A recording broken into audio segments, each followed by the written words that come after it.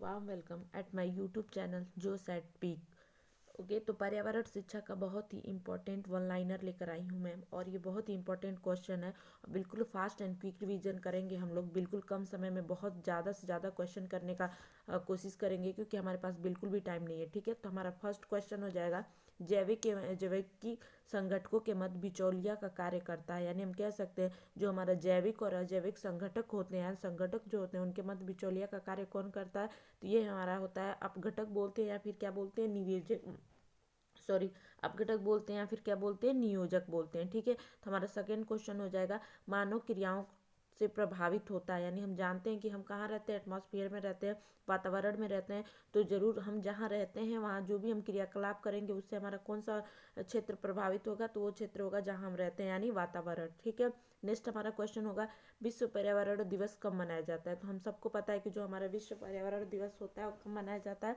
5 जून को मनाया जाता है। ठीक है, नेक्स्ट हमारा क्वेश्चन क्या है, राजीव गांधी पर्यावरण संरक्षण पुरस्कार दिया जाता है। यानी जो राजीव गांधी पर्यावरण संरक्षण पुरस्कार है वो किस लिए दिया जाता है, या किस क्षेत्र में दिया जाता है? तो ये हमारा हो जाएगा स्वच्छ प्रौद्योगिकी एवं विकास में। यानी हम कह सकते हैं उन उद्योगों को, उन प्रौद्योगिकी को ज़्यादा विकास किया जाता है, यानी उनको ज़्यादा लिस्टेड इस पुरस्कार में किया जाता है जो बिल्कुल ही स्वच्छ, यानी उनके फैक्ट्री से, उनके औद्योगिकरण से बहुत ज़्यादा पॉल्यूशन ना हो, बहुत ज़्यादा CO2 या कार्बन का क्या करते हैं, उत्सर्जन ना करते हो। तो राजीव गांधी पर्यावरण पुरस्कार किसको दिया जाता है? स्वच्छ प्रौद्योगिकी एवं विकास में। ठीक है, नेक्स्ट हमारा क्वेश्चन क्या हो जाएगा, प्रत्येक वर्ष दिए जाने वाला इंदिरा गांधी पर्यावरण पुरस्कार का आधार क्या होता है? ठीक है, बिल्कुल, जहाँ राजीव गांधी पुरस्कार या कह सकते हैं इंदिरा गांधी पुरस्कार से कोई एक क्वेश्चन आपका दोनों में से आ सकता है। तो जो हमारा प्रत्येक वर्ष दिया जाने वाला जो इंदिरा गांधी पर्यावरण पुरस्कार है उसका आधार क्या होता है? तो उसका आधार होता है पर्यावरण के क्षेत्र में सार्थक योगदान। ठीक है, क्या हो जाएगा? पर्यावरण के क्षेत्र में सार्थक योगदान। और जब राजीव गांधी की पर्यावरण संरक्षण पुरस्कार की बात करें तो स्वच्छ प्रौद्योगिकी एवं विकास में। ठीक है, नेक्स्ट हमारा क्वेश्चन क्या हो जाएगा, ग्लोबल 500 पुरस्कार प्रदान किया जाता है। ठीक है, ये जो हमारा क्वेश्चन है वो बहुत बहुत ज़्यादा इंपॉर्टेंट है, ये बिल्कुल आप देख के इसको रट लीजिएगा। बिल्कुल वन लाइनर है और बहुत ही हम कम समय लगेगा और ये सारे क्वेश्चन क्या करेंगे, कंप्लीट कर लेंगे। ठीक है, तो जो हमारा ग्लोबल 500 पुरस्कार प्रदान किए जाते हैं वो किस में किया जाते हैं?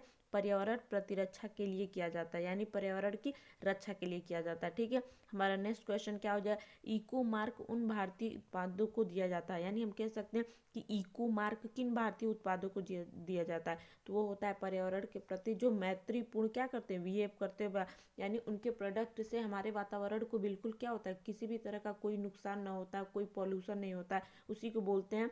यानी ऐसे ही प्रोडक्ट को हम क्या करते हैं, इको मार्क उसे देते हैं। ठीक है, आप ये बहुत सुने होंगे कि इको मार्क क्या है। ठीक है, तो यानी वो पर्यावरण के प्रति क्या है, उसका मैत्रीपूर्ण बिहेव, यानी किसी तरह का हम कह सकते हैं कि कोई भी हमारा क्या करता, वो पोल्यूशन ना करता। और नेक्स्ट हमारा क्या है, बायोम या जियोम पारिस्थितिकी तंत्र है। यानी जो हमारा बायोम जियोम होता है, ये टॉपिक है आपके कह सकते हैं जो भी आपका पर्यावरण शिक्षा है उसमें, कि बायोम और जियोम पारिस्थितिकी तंत्र क्या होता है। तो जो हमारा बायोम और जियोम पारिस्थितिकी तंत्र होता है वो वनस्पति और जीवों के समस्त क्रियाशील समूह होता है। यानी जितने भी वनस्पति और जीव होते हैं उनके समस्त क्रियाशील क्या होता है, समूह होता है। या नेक्स्ट अगर ऐसे भी आ सकता है ऑप्शन में कि किसी प्रदेश विदेश की जलवायु। ठीक है, यानी किसी प्रदेश विशेष की जलवायु या मिट्टी आदि कारकों में क्या होता है, सामंजस्य जो स्थापित करते हैं उन्हीं को बोलते हैं बायोम या जियोम पारिस्थितिकी तंत्र।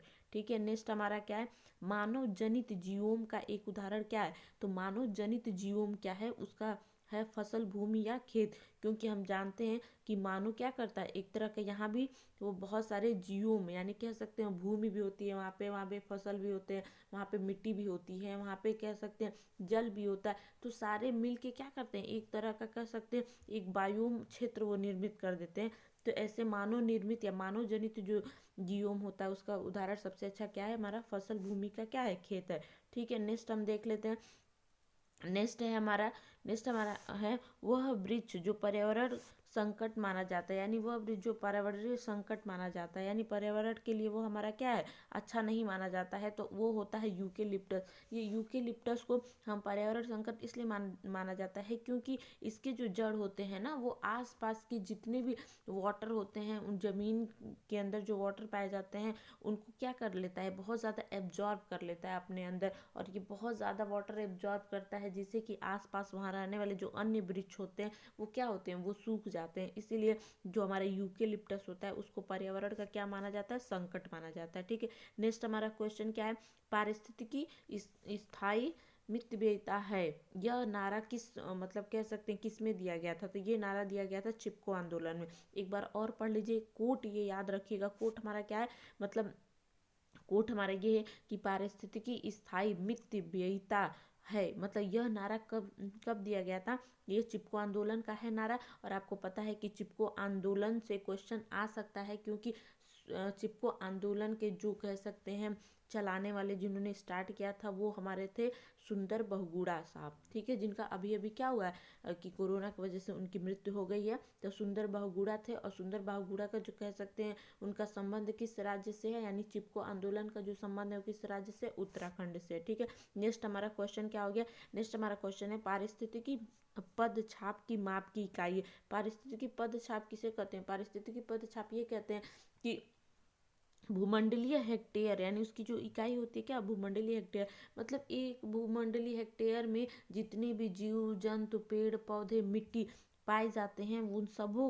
सबों को क्या किया जाता है, कहा जाता है भूमंडलीय हेक्टेयर, यानी उनको एक पदचाप की इकाई होती है क्या, हमारा भूमंडलीय हेक्टेयर। तो ये क्वेश्चन आपका आ सकता है, सॉरी ये क्वेश्चन आपका हो जाएगा कि भूमंडलीय पदचाप की माप की इकाई है, तो ये हो जाएगा भूमंडलीय, सॉरी पारिस्थितिकी पद छाप की माप की इकाई हमारा क्या हो जाएगा, भूमंडलीय हेक्टेयर। ठीक है, नेक्स्ट हमारा क्या हो जाएगा, वो प्राकृतिक प्रदेश जिसे बड़े शिकारों की भूमि के नाम से जाना जाता है, तो ये हो जाएगा उष्णकटिबंधीय सवाना क्षेत्र। क्या कहा जाता है, उष्णकटिबंधीय सवाना क्षेत्र बोला जाता है। क्षेत्र बोल लीजिए, प्रदेश बोल लीजिए, बात एक ही हो जाएगा।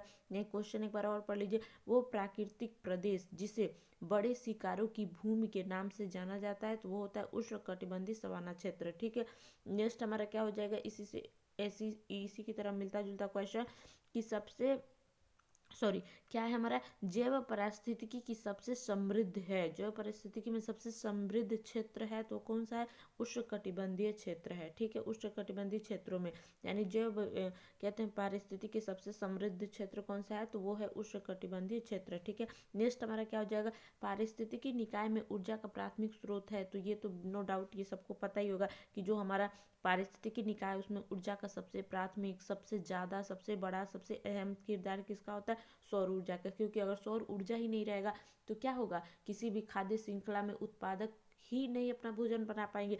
और आपको आपको पता है कि पृथ्वी के समस्त जीव हमारे किस पे डिपेंड है, उत्पादक पे डिपेंड है, यानी प्रोड्यूसर जो अपना खुद भोजन क्या करते हैं, स्वयं बनाते हैं। हम भी किस पे डिपेंड है, उत्पादक पे ही डिपेंड है। हम अपना खाना स्वयं नहीं बनाते, हम बस किचन में ला के उसको पकाते हैं। ठीक है, नेक्स्ट हमारा क्या हो गया, खाद्य श्रृंखला, यानी फूड चेन में मानव का स्थान क्या है। हमको पता है कि जो हमारा खाद्य श्रृंखला होता है उसमें सबसे पहले क्या होते हैं, उसमें सबसे पहले होते हैं हमारे कह सकते हैं उत्पादक, उत्पादक के बाद क्या होता है, प्राथमिक उपभोक्ता, उसके बाद क्या होता है, द्वितीयक उपभोक्ता, उसके बाद क्या होता है, तृतीयक उपभोक्ता, सबसे लास्ट में जिनका स्तर होता है वो होते हैं अपघटक। अपघटक वो होते हैं जो क्या करते हैं, सारी चीज़ों को वो अपघटित कर देते हैं, उन्हें बोलते हैं अपघटक। ठीक है, तो खाद्य श्रृंखला का जो फर्स्ट पे आता है उसे बोलते हैं उत्पादक, और जो सबसे लास्ट में आता है उसको बोलते हैं हम अपघटक। ठीक है, तो इसी खाद्य श्रृंखला में जो हमारा उत्पादक है, जो हमारा प्राथमिक उपभोक्ता है, जो हमारा द्वितीय उपभोक्ता है, जो हमारा तृतीय उपभोक्ता है, तो उसमें जो मानव होता है ना वो कहाँ आता है, क्या वो प्राथमिक में आता है कि द्वितीयक में आता है, तो हम प्राथमिक उपभोक्ता में भी आते हैं और द्वितीय उपभोक्ता में भी आते हैं। क्यों, क्योंकि हमें पता है कि मानव क्या होता है, वो फ्रूट भी खाता है, प्लांट भी खाता है, वो भी खाता है, जैसे सब्जी वगैरह में कहाँ से मिलता है, प्लांट से मिलता है, ये भी हम खाते हैं। और हम मांस मछली मीट ये सब भी खा सकते हैं, मानव ये भी खाता है। इसीलिए कह सकते हैं कि जो मानव होता है वो प्राथमिक और द्वितीय उपभोक्ता दोनों की कैटेगरी में आता है। ठीक है, आई होप आप लोग को ये क्वेश्चन थोड़े समझ में आ रहे होंगे, क्योंकि ये बहुत ही कह सकते हैं कि एक फास्ट रिवीजन है और बहुत ही अच्छे और इम्पोर्टेंट क्वेश्चन बिल्कुल आपके सिलेबस के अकॉर्डिंग है। और ये देख रहे हैं आप, हैंड राइटिंग नोट है, ऐसा नहीं है कि कहीं से उठाया और इसको तुरंत कॉपी पे पेस्ट कर दिया, नहीं, कॉपी पेस्ट नहीं है ये। मैंने जो भी मेरे पास पर्यावरण की बुक है बीएड का, उसको सारे बुक को एक पास मिला के, अलग अलग राइटर को मिला के मैंने ये क्वेश्चन तैयार किया है, ठीक है। तो नेक्स्ट हमारा क्या हो जाएगा, पारिस्थितिकी तंत्र में उच्चतम पोषण स्तर प्राप्त होता है किसको, सर्वाहारी को। क्योंकि आपको पता है कि सर्वाहारी क्या कर सकता है, वो प्लांट भी खाता है, वो कह सकते हैं कि मीट मांस मछली ये सब भी खाता है। यानी सबसे ज़्यादा कह सकते हैं कि जो ऊर्जा का पोषण सबसे अधिक हाई होता है किसमें होता है, सर्वाहारी में होता है, ठीक है। नेक्स्ट हमारा क्वेश्चन क्या है, जिस पारिस्थितिकी तंत्र में पौधों का जैविक पदार्थ अधिकतम है वो भी कहाँ है, उष्णकटिबंधीय वर्षा वन में। उष्णकटिबंधीय क्यों इतना इंपॉर्टेंट है, क्योंकि आपको पता है कि जो हमारा इक्वाडोर मतलब इक्वेटर मतलब इक्वेटर जो होता है ना, जो हमारे पृथ्वी को हाफ हाफ में डिवाइड करते हैं, वहीं पाया जाता है उष्णकटिबंधीय वर्षा वन। क्यों, क्योंकि वहाँ टेम्परेचर हाई होता है। जब टेम्परेचर यानी 0 डिग्री सेल्सियस, जीरो सॉरी, थोड़ा 2 मिनट के लिए वो हो गया था, इसके लिए माफ़ कर दीजिएगा, ठीक है। तो ठीक है, हम लोग कहाँ थे कि जिस पारिस्थितिक तंत्र में पौधों का जैविक अधिकतम है वो है, तो हो जाएगा उष्णकटिबंधीय वर्षावन। उष्णकटिबंधीय वर्षावन क्यों, क्योंकि यहाँ 0 डिग्री यानी इक्वेटर जो होता है वहाँ पे हाई टेम्परेचर होता है, और हाई टेम्परेचर की वजह से कह सकते हैं कि वहाँ पे बहुत ज़्यादा गर्मी पड़ती है, और गर्मी पड़ने की वजह से वाटर जल्दी गर्म हो जाते हैं। वाटर जल्दी गर्म होने की वजह से आपको पता है जहाँ वाइपराइजेशन जहाँ ज़्यादा जहाँ होगा वहीं भी वर्षा क्या होगा, बहुत ज़्यादा होगा, ठीक है। तो हम कह सकते हैं उच्च वर्षा वन जो होता है वहाँ पे पारिस्थितिकी तंत्र में जैविक पदार्थ क्या होते हैं, अधिकतम होते हैं, ठीक है। नेक्स्ट हमारा क्वेश्चन क्या है, नेक्स्ट हमारा है कि पारिस्थितिकी तंत्र में ऊर्जा का पिरामिड सदैव कैसा होता है। ऊर्जा का पिरामिड सदैव क्या होता है, सीधा होता है, ठीक है। ये बोलिएगा, क्योंकि हमें पता है कि ऊर्जा का सबसे अधिक यूज कौन करता है, प्लांट करते हैं, और प्लांट सबसे नीचे आएंगे। और प्लांट हम जानते हैं कि जो प्रोड्यूसर हैं और हमारे अर्थ क्या है, सबसे अधिक है, ठीक है। प्रोड्यूसर होते हैं, उसके बाद उपभोक्ता आते हैं, यानी प्रोड्यूसर, फिर प्राथमिक, फिर द्वितीयक, फिर तृतीय, अपघटक, ऐसे कम होते जाते हैं। तो इस तरह कर सकते हैं कि पिरामिड बन जाता है, प्रोड्यूसर सबसे बड़ा, उससे छोटा एक पिरामिड, और ये पिरामिड सदैव क्या होता है, सीधा होता है। यानी कोई पूछे कि पारिस्थितिकी तंत्र में ऊर्जा का पिरामिड क्या होता है, तो ऊर्जा का पिरामिड सदैव क्या होता है, सीधा होता है, ठीक है। नेक्स्ट हमारा क्या हो जाएगा, सौर ऊर्जा का सबसे महत्वपूर्ण भूमिका किस में होता है, ऑक्सीजन चक्र में सबसे ज़्यादा। क्योंकि हमें पता है कि ऑक्सीजन हमें कौन देते हैं, वो ऑक्सीजन हमें मिलता है पौधे से, और पौधे जो होते हैं वो अपना भोजन बनाने के लिए, आपको पता है कि CO2 और H2O मिलके क्या बनता है हमारा, फोटोसिंथेसिस के प्रोसेस में बनता है हमारा ग्लूकोज बनता है, जो ग्लूकोज का फॉर्मूला होता है C6H12O6 बनता है, और वहाँ से हमें O2 क्या होता है, यानी ऑक्सीजन हमें प्रोड्यूस होता है, ठीक है। और ऑक्सीजन हमारे लिए क्या है, बहुत ज़्यादा इंपॉर्टेंट, क्योंकि ऑक्सीजन नहीं रहेगा तो हम जीवित नहीं रहेंगे। तो हम कह सकते हैं कि सौर ऊर्जा में सबसे महत्वपूर्ण भूमिका अगर किसी का होता है तो वो किस में होता है, ऑक्सीजन में होता है, ठीक है। क्योंकि सौर ऊर्जा सबसे अधिक यूज करते हैं प्लांट, और प्लांट हमें क्या देता है, ऑक्सीजन, ठीक है। नेक्स्ट हमारा क्वेश्चन क्या हो गया, नेक्स्ट हमारा क्वेश्चन हो गया, पारिस्थितिकी तंत्र में एक टिकाऊ जैव समूह क्या कहलाता है, तो उसे कहते हैं संक्रमिका, या फिर बोलते हैं इकोटोन, ठीक है। पारिस्थितिकी तंत्र में एक टिकाऊ जैव समूह कहलाता है, या तो उसके संक्रमिका कहेंगे या फिर क्या बोलेंगे, इकोटोन बोलेंगे, ठीक है। अब नेक्स्ट हमारा क्या है, मानव एवं जैव मंडल कार्यक्रम प्रारंभ किया गया था, किसके द्वारा किया गया था, तो मानव एवं जैव मंडल कार्यक्रम प्रारंभ किया गया था किसके द्वारा, यूनेस्को के द्वारा। हमें पता है कि यूनेस्को बहुत ज़्यादा पर्यावरण को लेके अलग अलग कहते हैं, अलग अलग तरह का वो निकालता है, प्रोसेस, रूल, प्रोटोकॉल्स निकालता है, जिसको सारी दुनिया फॉलो करती है, जिससे कि क्या किया जा सके, हमारे वातावरण को बचाया जा सके। क्योंकि हमें पता है कि हमारे 8 प्लेनेट है, उसमें से सबसे अच्छे रहने लायक, मानव रहने लायक हमारा प्लेनेट कौन सा है, अर्थ है। अगर अर्थ को ही नहीं बचाया जाएगा तो मानव की जो सभ्यता है, मानव जीवन क्या हो सकती है, खत्म हो सकती है, ठीक है। तो कह सकते हैं मानव जैव मंडल कार्यक्रम प्रारंभ किसने किया था, यूनेस्को द्वारा किया गया था, जो हमारे लिए क्या है, अर्थ के लिए बहुत ही अच्छा है, ठीक है। नेक्स्ट हमारा क्या हो गया, जीव जीव मंडल आरक्षित परिरक्षण क्षेत्र है, तो ये हो जाएगा अनुवांशिक विभिन्नता के, ठीक है। यानी जीव मंडल आरक्षित परिक्षेत्र है, अनुवांशिक विभिन्नता, इसमें बहुत सारे, ऐसा नहीं है ये जीव मंडल केवल एक जीव से नहीं बन जाता, उसमें अलग अलग कह सकते हैं अनुवांशिकी के होते हैं। जैसे कुछ पौधे होते हैं, कोई अलग वेराइटी के पौधे होते हैं, कुछ छोटे पौधे, कुछ बड़े पौधे, वायु, जल, मिट्टी, कीड़े मकोड़े, सारे सब कुछ होता है, वो मिलके हमारा बनाता है क्या, जीव मंडल, ठीक है। तो यानी ये किस पे डिपेंड करता है, ये डिपेंड करता है अनुवांशिकी विभिन्नता पे, ठीक है। अब नेक्स्ट हमारा क्या हो गया, पारिस्थितिकी तंत्र में एक पोषी से दूसरे पोषी स्तर में स्थानांतरण से ऊर्जा की मात्रा पर क्या प्रभाव पड़ता है, तो वो घटती है। कहने का पूरा क्वेश्चन का मतलब यही है कि पारिस्थितिकी तंत्र में जो ऊर्जा होता है वो एक स्तर से दूसरे स्तर में जाता है, तो इस ऊर्जा का स्तर क्या होता है, तो इस ऊर्जा का स्तर क्या होता है, घटता है। क्योंकि हमें पता है कि ऊर्जा सबसे अधिक किसके पास होगा, सबसे अधिक प्रोड्यूसर के पास होगा, उत्पादक के पास होगा। और उत्पादक कौन है, उत्पादक है हमारे प्लांट, प्लांट के बाद जाएगा कहाँ, प्राथमिक उपभोक्ता में, ठीक है। प्राथमिक के बाद द्वितीयक, उसके बाद तृतीयक, उसके बाद अपघटक, इस तरह करते करते क्या हो जाता है, ये थोड़ी सा घटते घटते जाता है, ठीक है, इस तरह कह सकते हैं। 14, ठीक है। मतलब नेक्स्ट क्वेश्चन हमारा क्या है, वो पारिस्थितिकी तंत्र जो पृथ्वी के सार्वधिक क्षेत्र पर फैला हुआ है, तो यह सामुद्रिक पारिस्थितिक तंत्र। ये तो बिल्कुल आपको बताने की बिल्कुल जरूरत नहीं है। इसको पारिस्थितिकी तंत्र क्यों बोला गया है, क्योंकि आपको पता है जैसे अर्थ पे अर्थ के भूप्रपट्टी पे बहुत सारे जीव जंतु प्लांट, कीड़े मकोड़े होते हैं, वैसे ही समुद्र में भी केवल एक जीव नहीं होते हैं, वहाँ भी समुद्री घोड़ा, समुद्री गाय, विभिन्न प्रकार की मछलियाँ होती हैं, वेल मछली होती हैं, बड़ी मछली होती है, छोटी मछली, हर प्रकार के वहाँ भी एक तरह का क्या है, कह सकते हैं वहाँ भी एक तरह का सारा जलीय पारिस्थितिकी तंत्र है, ठीक है।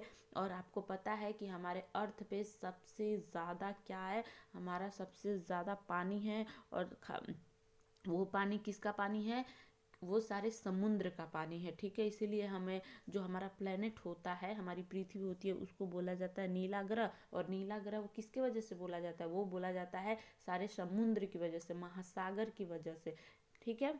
तो ये हम बोल सकते हैं कि एक पारिस्थितिकी तंत्र में जो पृथ्वी पर सर्वाधिक क्षेत्र में फैला हुआ है, क्या है, सामुद्रिक पारिस्थितिकी तंत्र है। और इसी सामुद्रिक पारिस्थितिकी तंत्र की वजह से ही हमारे अर्थ पे लगभग 71% वाटर पाया जाता है। और वो 71% वाटर जो होता है वो बिल्कुल हमारे पीने योग्य नहीं होता, पीने योग्य केवल और केवल 1% वाटर ही क्या है, अवेलेबल है, ठीक है। नेक्स्ट हमारा क्या है, सबसे अधिक स्थिर पारिस्थितिकी तंत्र है, तो वो हमारा क्या है, सागरीय, महासागरीय। पता है ये स्थिर मतलब क्या, अब समुद्र देखिए वो कितना बड़ा है, आप देखेंगे एक तालाब का जो पानी होता है ना, या फिर नदी की पानी होती है, उसमें बहुत ज़्यादा कह सकते हैं कि ठहराव नहीं होती है, वो इधर से लहरें चलती हैं, उधर से लहर, वो इधर कह सकते हैं वो अपना गति बदलता रहता है, अपना गति, कभी देखेंगे आप इधर से ये रास्ते बह रही है, तो कभी उस रास्ते बह रही है, वो अपना परिवर्तन करती रहती है। लेकिन जो समुद्र होता है ना, उनमें उनका जो कह सकते हैं इतना बड़ा वो विशाल है, इतनी वो गहराई है कि उनके अंदर बहुत पारिस्थितिकी तंत्र जो होता है क्या होता है, वो स्थिर होता है। वो ऐसा नहीं होता है कि हाँ ये आज यहाँ पानी है, फिर ठहर के वहाँ चला जाएगा, फिर बदल के यहाँ चला जाएगा, नहीं। इसीलिए बोला जाता है कि पृथ्वी पर सबसे अधिक जो स्थिर पारिस्थितिकी तंत्र है वो कहाँ है, सागर में है, महासागर में, ठीक है। नेक्स्ट हमारा क्या हो जाएगा, नेक्स्ट हमारा क्वेश्चन है, जीव और वातावरण के बीच पारस्परिक संबंधों का अध्ययन है, तो क्या अध्ययन है, इसको हमको बोलते हैं क्या, पारिस्थितिकी। क्योंकि हमारा यही है ही पर्यावरण, पारिस्थितिकी तंत्र में क्या होते हैं, जीव होते हैं, वातावरण होते हैं, विभिन्न प्रकार के अनुवांशिकी जीव होते हैं, ठीक है। और इन्हीं को मिला के हम क्या बोलते हैं, पारिस्थितिकी बोलते हैं, क्या बोलते हैं, पारिस्थितिकी, ठीक है। और बहुत सारे अगर एक साथ आ गए तो उसे बोलेंगे पारिस्थितिकी तंत्र, ठीक है। नेक्स्ट हमारा क्या होगा, सर्वप्रथम गहन पारिस्थितिकी, जिसको हम बोलते हैं डीप इकोलॉजी, शब्द का प्रयोग किसने किया था, तो किसने किया था, अर्निज नेस ने। सर्वप्रथम गहन पारिस्थितिकी बोल दीजिए या फिर डीप इकोलॉजी बोल दीजिए, इस शब्द का प्रयोग सबसे प्रथम, यानी शब्द का प्रयोग सबसे प्रथम किसने किया था, या कह सकते हैं कि इस शब्द का प्रयोग किसने किया था सर्वप्रथम, तो अर्नीज नेस ने। अर्नीज है, अनीज नहीं है, देख लीजिए वो र की मात्रा लगी हुई है, थोड़ी सी हल्का है, लेकिन उसको देख लीजिए आप लोग, अर्नीज नेस ने, ठीक है। आप देखिए नेक्स्ट हमारा क्वेश्चन, ये तो मोस्ट इम्पॉर्टेंट है, कह सकते हैं ना, यूपी का कोई ऐसा पर्यावरण का एग्जाम नहीं हुआ होगा जो इसमें ये क्वेश्चन ना पूछा हो। ठीक है, लगभग जो टीचिंग एग्जाम होता है उसमें तो ये अक्सर ही पूछता है, और ये हमेशा पूछता है कि पारिस्थितिकी तंत्र की संकल्पना का श्रेय किसको दिया जाता है, तो वो दिया जाता है एजी टांसले को। किसको दिया जाता है, एजी टांसले को। ठीक है, नेक्स्ट हमारा है कृत्रिम पारिस्थितिकी तंत्र है, तो जो हमारा कृत्रिम पारिस्थितिकी तंत्र है वो कौन सा है, धान का खेत है। क्योंकि आपको पता है ये कृत्रिम क्यों बोला गया है, क्योंकि यहाँ पारिस्थितिकी तंत्र है, क्योंकि देखिए यहाँ मिट्टी भी है, जल भी है, एक तरह से कह सकते हैं ग्रीनी यानी प्लांट भी है, उस प्लांट को खाने के लिए तरह तरह के कीड़े मकोड़े भी आते हैं। तो यहाँ पे विभिन्नता पाई गई, बहुत सारे एक तरह के एक ही जगह पे बहुत सारी विभिन्नता पाई जाती है, मिट्टी को लेके, जल को लेके, कीड़े मकोड़े, हर चीज़ वहाँ पे क्या है, प्रेजेंट है। तो इस तरह हम कह सकते हैं कि ये एक पारिस्थितिकी है। लेकिन ये पारिस्थितिकी तंत्र किसने बनाया है, मानव ने बनाया है, तो उसे कह सकते हैं धान का खेत। ठीक है, अब नेक्स्ट हमारा क्या हो जाएगा, मानव द्वारा रूपांतरित परिस्थितिकी है, तो ये भी हो जाएगा कृषि भूमि। ये भी किसने बनाया है, मानव ने ही बनाया है, यानी मानव अपने हिसाब से अपने जीवन यापन करने के लिए एक ऐसा पारिस्थितिकी तंत्र बनाया है जो क्या है, कृषि भूमि है। ठीक है, तो आई होप ये फास्ट और क्विक रिवीजन आपको बहुत ज़्यादा अच्छे लगे होंगे, और क्वेश्चन का लेवल भी आपको बहुत बेस्ट लगे होंगे। तो ये हमारा पर्यावरण का बहुत ही बेहतरीन 30 क्वेश्चन थे, और आप खुद ये क्वेश्चन देखिए, अपना ये देखिए कि आपने तैयारी कहाँ तक की है और कितनी स्ट्रांग है, कितना क्वेश्चन आपको आ रहा है। ठीक है, wish you all the best, आप लोग का एग्ज़ाम बहुत बहुत अच्छा होगा। हमें पता है कि सारे स्टूडेंट बहुत घबराए हुए हैं, क्योंकि ये एग्ज़ाम क्या हो रहा है, सीबीसीएस पैटर्न पे बहुत पहले फर्स्ट टाइम हो रहा है, और बिल्कुल एमसीक्यू है, तो किसी को भी डर लगता ही है। ठीक है, तो आप बिना डरे तैयारी करते रहिए। आई होप आपका एग्ज़ाम बहुत बहुत बेस्ट होगा। ठीक है, और ऐसे ही क्वेश्चन और इम्पोर्टेंट क्वेश्चन पाने के लिए हमारा जो चैनल है उसे लाइक कीजिए, सब्सक्राइब कीजिए। ठीक है, ओके, थैंक यू।